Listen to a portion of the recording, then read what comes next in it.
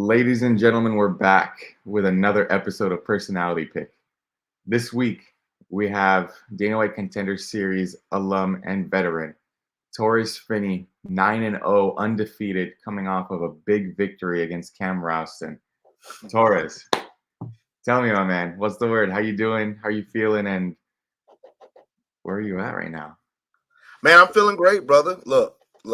I have said this. As crazy as it sounds, I said this on multiple shows. The last one before the last year. I mean, after last year, I can never be mad at a win.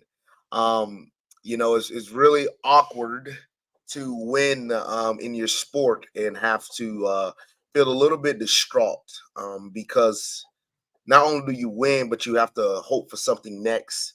It's like I don't know.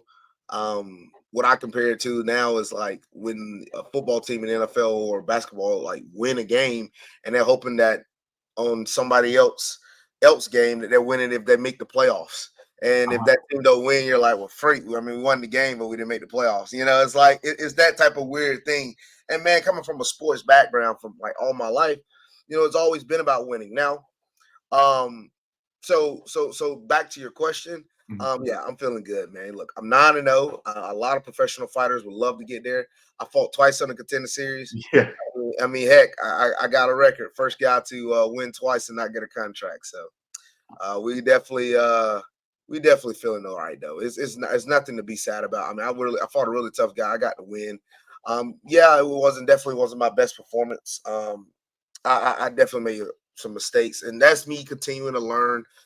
Me and my coaches already talked and watched film over it, and yeah, I definitely made some mistakes in areas. It wasn't meant for me to be in this guard for as long. Mhm. It just, I mean, he just posed different problems that that I just had to deal with, and it just like okay, I couldn't allow him to do certain things because of his length. That was giving me a little bit problems on the ground. As crazy as it sounds, it wasn't length on the feet; it was the length on the ground that was giving me a little bit of trouble in certain areas because his long game was very flexible with his guard. So it is what it is. I'm not mad. Yeah. Just called readjusting to a fight, and yeah, found a way to go in there and get the job done and still get the win. I mean, even for that type of performance, you would say, and still for me to dominate. I don't know how I lost the third round, but still for me to go in there and dominate. But yeah, I Mhm. still love the victory. Yeah, that kind of surprised me. The scorecards just being 29-28. I'm like, I don't know if he lost a Yeah, round in that fight, but yeah, sometimes like we've seen the judging all over the place in the past year specifically, and not to mention what happened in UFC Australia. I'm not sure if you watched UFC Perth with Tai Tuivasa getting scored a 30-27 when he lost every single round. I I know. think that scorecard might be the worst scorecard of all time. But that's for a different conversation now.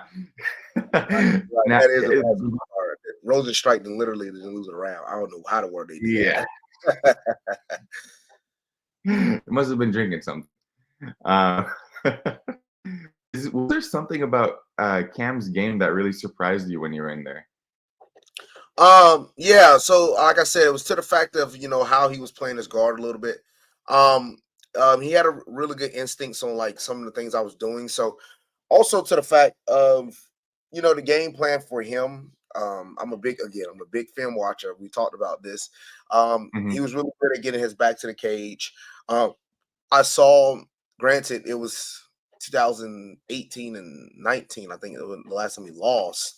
Um, but when guys were able to take him down, he was like to use the cage to be able to escape and get up. And he was doing really good job of butt scooting to the cage as fast as he could, or turning really hard, running back to the cage. Yeah. That's the reason why my takedowns was to center him in the middle, to work on basically, hey, we're just gonna play straight up jujitsu, and Smart. along with ground and pound, but to get to certain areas. But he was doing really good things to get to the cage, and it was funny. Like Eugene came in the cage and was like, "Man, really good game plan by y'all by getting him off the cage, because Mhm. that's where Cam does a lot of his good work. I think they even say in the gym he's really good at on the cage in the gym. So that was a part of our game plan. And obviously, it was effective, but he was still doing some really good things himself. Yeah, was he long? I that's one of the things I'm going to continue to get better at. is stuff out of the clinch. He definitely will landing some good things out of the clinch. Um, Also, I after and this is the part where I have to continue to like read in a fight. Um, Mhm. I wasn't out of my element on the feet necessarily with him. I just had to continue to trust it. And that's one of the things we watched on film. Like, and that's me, but like because I am a really good grappler, because I am a really good wrestler, and I know I can take down a lot of these guys.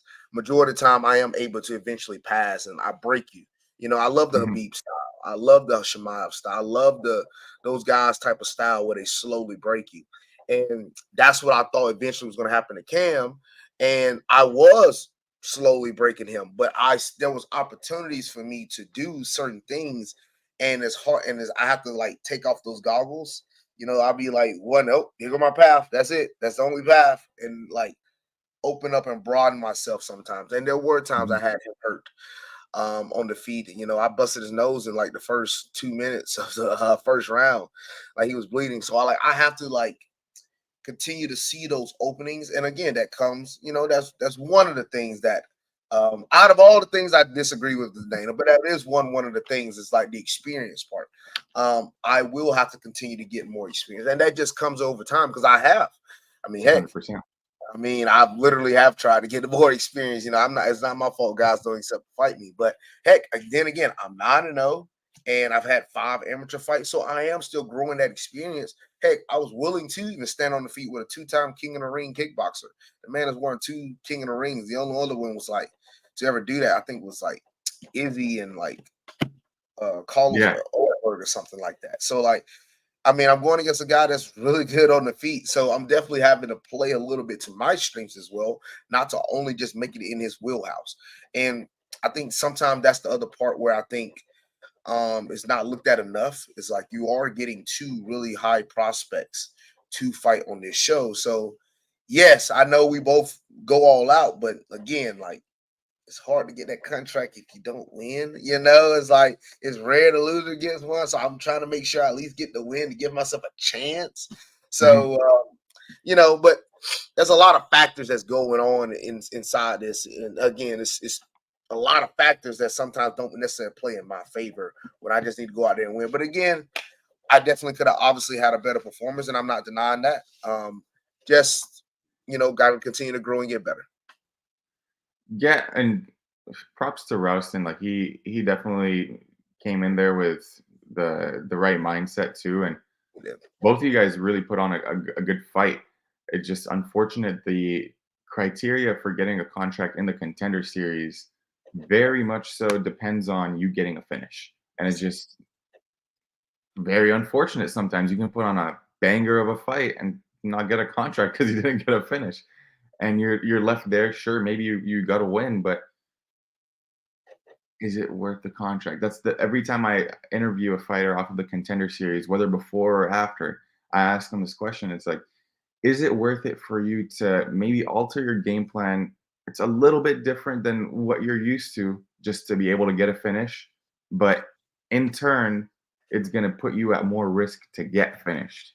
Would you say the answer to that question is yes, it's worth it to go a little bit more all out to get the finish and have a higher chance to get a contract, or to be a little bit more in your element, make sure you get the W and then plan for the finish after that? Um, so for my case, it's the plan to get a W and get the finish after that.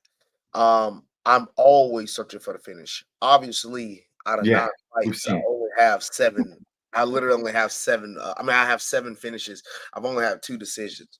So it's not like I'm going out there to look for a decision. I never Uh-huh. wanted to. I don't want to be in the cage that long. Literally, I don't want to. Like I want to get them out You don't within. get paid by the minute. Yes, get them out of there in a minute if I can, for sure. Like I want to get out of there under 2 rounds. Now, I have shown that I can go 3, and plus, like with my style and the pace and stuff, like pressure. Um, yeah, like it's very like tiresome, exhausting, and it's funny because I'm like, man, 11 takedowns. That's a lot of takedowns. Like Mhm. that's a lot of A lot takedowns. of takedowns. The last time I Like saw something as close to that was probably Marab against Peter Yan when he had like 31. that's what I'm saying. Like for a big guy, especially for the middleweight division, like that's a Yeah. lot of takedowns in one fight. And I will agree with that. Like most of the time, because I'm able to control, like I'm able to do like some more stuff along with each takedown. So it usually don't take that many. But yeah, that's a lot of takedowns. So a brother definitely didn't want to be in there doing that many type of Yeah. takedowns. So yeah, we definitely try to find ways to get out of there. We never want to be in there. Like every time when the fight hits the mat, or even when I hit combinations on the feet, the goal is to look for the finish. Mhm. Um, because the finish is a part of the game plan. And I think that's the part where, you know, I think some things are misconstrued. Some people think, oh, he's winning there looking for a decision. No, he's going there looking for a finish. It's just other things caused that finish to come out a little bit longer, Mhm. and eventually it never came. So it's things that have to definitely be looked at. But I mean, to sacrifice everything to for a contract, that's something that's not for certain. See, that's the thing. Is like, I could you go out there and have a banger fight? Like, man, all right, let's go back to week one. Um, um, um, dang it, Abdul Malik Yeah, Mansoor. versus Wes Schultz. Yep. Wes literally said in one of the interviews, like he was going to put on a banger fight. He said, I just feel like he said, I think if I put on a banger fight, it'd be good enough. And he was say, obviously, say he was going for the win, but he said he wanted to put on a banger fight. That was one of his big things. It was a great fight. They Yeah. were going back and forth. Now Dana did come in there and shake both of their hands, say congratulations.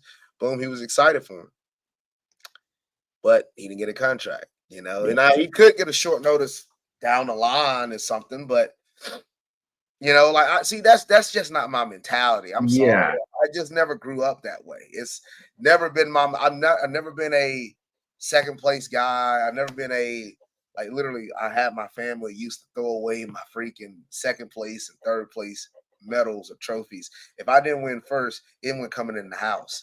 So it's like that's just the way I was grown up. I was born, I was raised, man. It's like we don't do like participation stuff, and it's win and you see the other side. Now, yes, Mhm.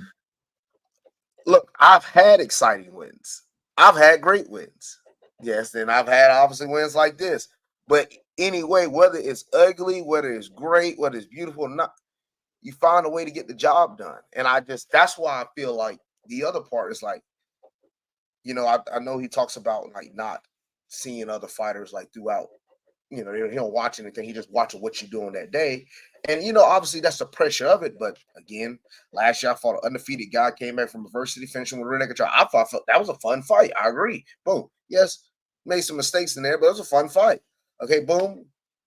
A lot more dominant this one. Obviously wasn't as exciting, wasn't as, eye popping as the last one. I Mhm. feel like there's a lot of good things in this one. Yes, there were some things towards the end. Yes, you landed some stuff here and there, but like it's a fight.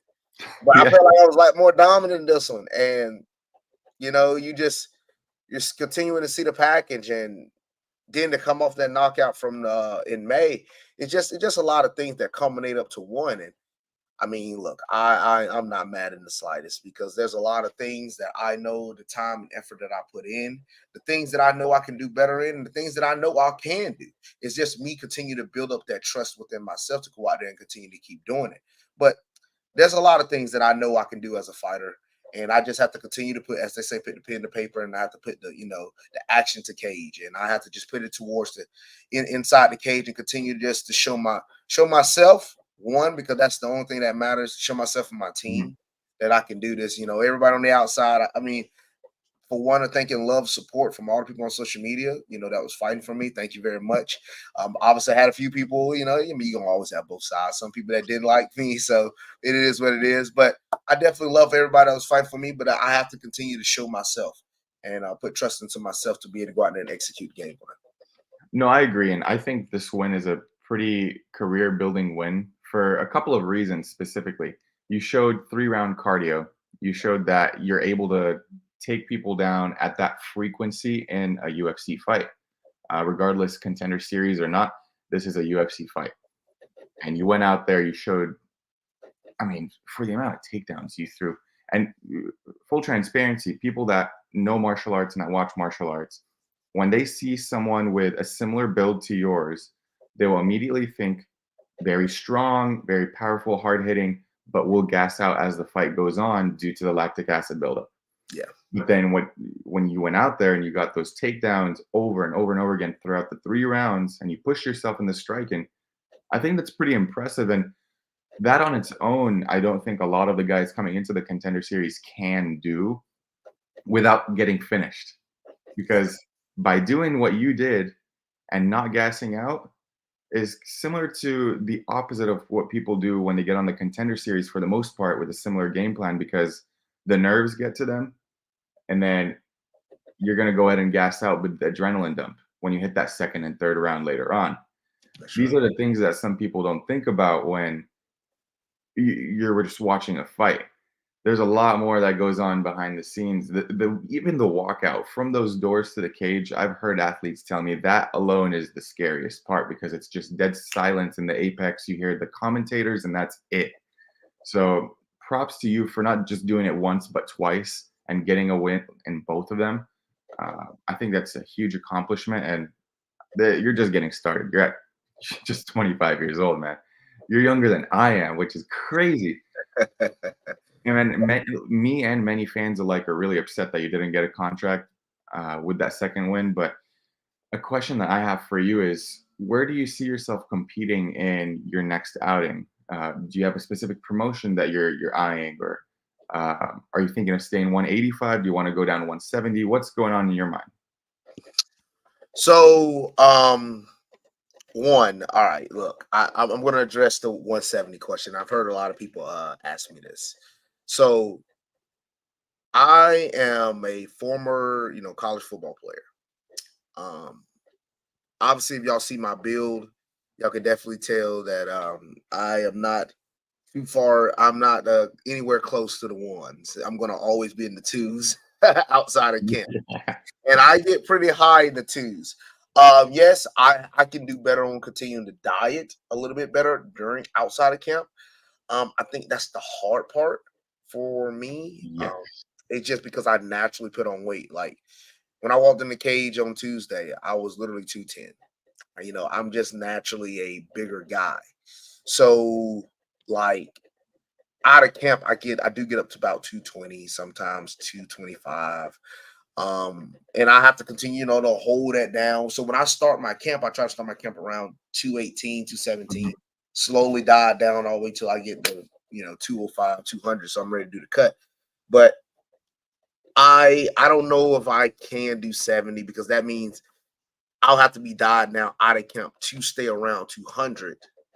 And then, break that down to get 85, which I know, like, dude, I don't know. Like, to see myself lose 15 more pounds, that's hard for a brother. And I understand, the strength is weaknesses of being at 185, but I want to just say, like, one of my strengths is literally my strength. Me being, I just Yeah. feel like I'm just as strong, or if not stronger than almost any middleweight on the planet. And now I'm not just saying that because it's me, but I've been blessed to be able to cross train with some of the best middleweights on the planet.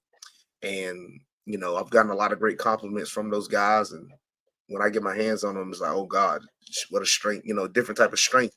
So it's not me just doing this because, oh man, you don't want to cut. No, it's hard for me to cut. And two, it's like I have a lot of advantages. And plus with me being short and having long arms at this weight class, it deceives a lot of people. So Mhm. Cam was really surprised when I was able to hit him with a jab or certain things from my height. Because, it's hard to judge that distance. It's hard to judge that type of thing unless you have that body type and style Yeah. inside your camp, which is hard to find. You're not going to have many swole midgets with long arms in your camp. So, like, what are you going to be able to do? so, I so faced one of them, one in the gym. what do I you, did not know how to deal with that dude, man. I cannot be honest. yeah, them guys, look, I tell people this. I said, man, I have no problem, like, I have no problem fighting tall guys. Like, Cam is like the ideal guy I actually like to fight. It's like, I now, looked at your record. You fought guys his height your whole career for the most part, 6'1", 6'2", or 6 foot. Besides two of the guys that one of them was 5'11", and one was 5'10". exactly, exactly, exactly. So that's what I like. I like that style. I mean, I like your height. I like those. Give me the tall, long range guys. That's no problem for me. Most of the time, they can't wrestle. So Then it's like when I sparred, like it was funny, not too long ago. I sparred Grant Neal in Denver. Uh-huh. We I had like Grant Neal. That's my guy. Grant Neal in Bellator. We had a few good rounds together. And Grant, now I know they list him at 6 foot, but I'm be honest with you, I don't think he's 6 foot. Nothing against you, Oh Grant. no, he's not 6 foot. 6 foot. I He's not have a picture of him with my phone. He's not 6 foot. He's not 6 foot.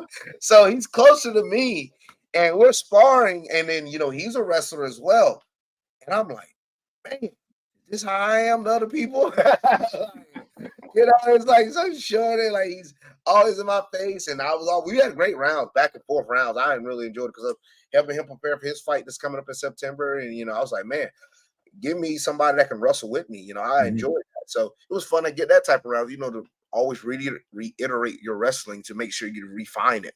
But yeah, like those guys in that weight class, I love the 185 weight class. I think it's the perfect weight class for me. I can definitely see a lot of success for me. I think there's a lot of strengths to it for me, dealing with my explosiveness, dealing with my strength. Um, you know, when you play football, do D1 football, and you see the size of these guys all the time, Oh, dude, yeah. that type of stuff don't ever matter to you, man. That football stuff, you see that, man, I don't face guys 6'5", 6'6", 340 pounds. I ain't once blinked the eye. It's like I've been against this all my life. So just to see a tall guy on the other side and like, oh man, that's a big middleweight.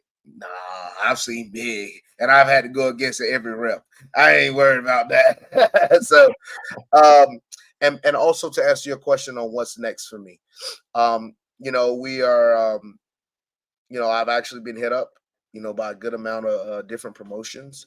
And you don't need to mention who. Keep that to Yeah, yourself. You're good. yeah. We just been hit up, and we want to sit down and take some time. Don't make no crazy decisions too fast. We're just gonna sit down, take some time, look at everything that's on the table, and see what's next. Obviously, yes, Contender Series is obviously eye opening to the entire world, but a lot of people saw a lot of potential in me, and yeah, man, people got look. People gotta understand, like, it's hard for a brother to find 3 fights in whatever time span. And I saw the interview Dana said. Dana said, we're probably not going to bring him back on Contender Series anymore. It'll just be a straight in. So I heard that, That's good. and stuff of that nature. But, you have to also the logistics of the other side for me. It's like 3 to 4 fights. I mean, yeah. And the thing is, I don't want to do okay, let's go find 3 bombs and be all right. There we go. Got my 3 fights. There we go. We good. You don't want to necessarily do it like that. You want to actually get some quality opponents. And if anybody know anything about the regional scene, quality opponents ain't gonna fight you if they're trying to get to that same goal as well. Because it's a game. It's a whole game overall. And yeah, man, it's not gonna be obviously easy to do that. But again, we're still looking at things on the table. That is all obviously on the table. See what we can do regionally wise, and yeah, we got some other promotions that's hit me up. So we're gonna obviously see what goes that path as well. And yeah, I'm never saying UFC is no longer on my radar. I'm not saying that. It's forever will be. Just might not be the timing right now. So we're blessed regardless. I'm blessed to be able to come out of there. No real injury. Had a busted nose. It wasn't broken. He just hit it with a clean elbow, literally in the final 10 seconds. Freaking A. Thank you, But besides that, no injuries. I was a little sore here and there, but overall, good fight. Definitely a lot of things to work on and continue to keep getting better at. But nothing to be mad at. You can't be mad at a win. I was literally talking to my coach yesterday, and we're like, it's crazy. I get the 2 biggest wins of my career, and we feel awkward about them because of the extra thing behind it by not getting a contract. So, I'm not going to sit there and dwell on it. I've done nothing but win my entire life, and had to face a lot of adversity going through it. And this is nothing new. How many 9-0 fighters, MMA fighters, what 9-0 fighter would feel bad being 9-0? I don't. Dang, I'm 9-0. Fuck, I'm 9-0, man. Man. wish I was 8-1 with a contract. You know, like I don't. I'm not. I would be that way, but I'm not going to be that way because I don't want that. I don't. I want anything I can do in my possible being not to lose. I would do that. You know, it don't matter who the opponent is. Like I'm not going to go out there and sacrifice myself to do something out of the ordinary. And yes, I want to continue to go out there and get finishes, which I will.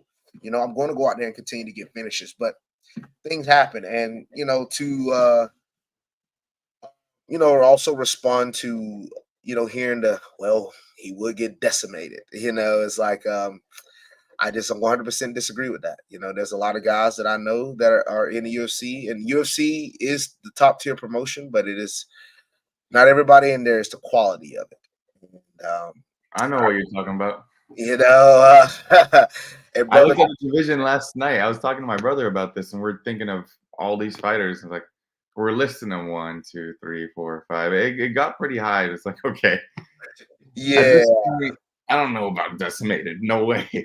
no, I mean, if you wanted to prove a point and you throw me in there against somebody that's 7 fights in, or throw me in there against Shemaev, be like, see, I told you he wasn't ready. You know, okay, Yeah, it's a different story.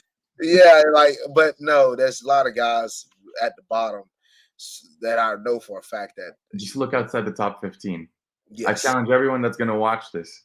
Look outside of the top 15 in the middleweight division and tell me you can't count at least 6 fights. And I'm saying 6 because I counted them specifically. 6 fights that are an easy win for Torres. So yeah, especially that's just me. I could be wrong. I could be very right. And I'm usually pretty right if you look at my record. So yes, sir, yes, sir.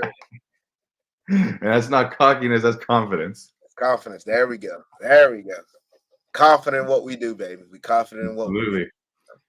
Torres, thank you so much for hopping on the show and taking the time out of your day. I know you're a busy man, and for coming on again. This is the second time, and I know it's going to happen in the future once you're in the UFC. Let the people know where they can find you. What's up next, and we'll call the show out. But hang around. I want to talk to you for a couple minutes after we go off. Yeah. Thank everybody, for all the support. I want to first thank my Lord and Savior Jesus Christ. Been blessed to be able to continue to do what I've been able to do.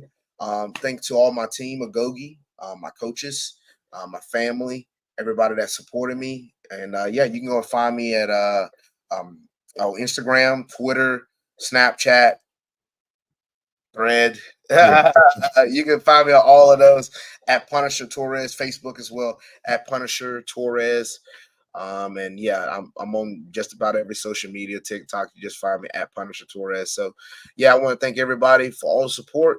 Thank you Thank everybody very much. And we'll continue to see me. You know, the journey continues, baby. We're coming after more dubs. We're coming after more finishes. So we're gonna keep doing this. Let's go. Yes, sir. And I'm excited to see more of them. And for everyone, thank you so much for watching. We're going to be doing these a little bit more regularly now. I have a pretty stacked schedule for the rest of the month going into September too. All the notes for PFL, Road to UFC on every matchup, you can find that on my website. So you know where to find my stuff. I'll see y'all on the next one.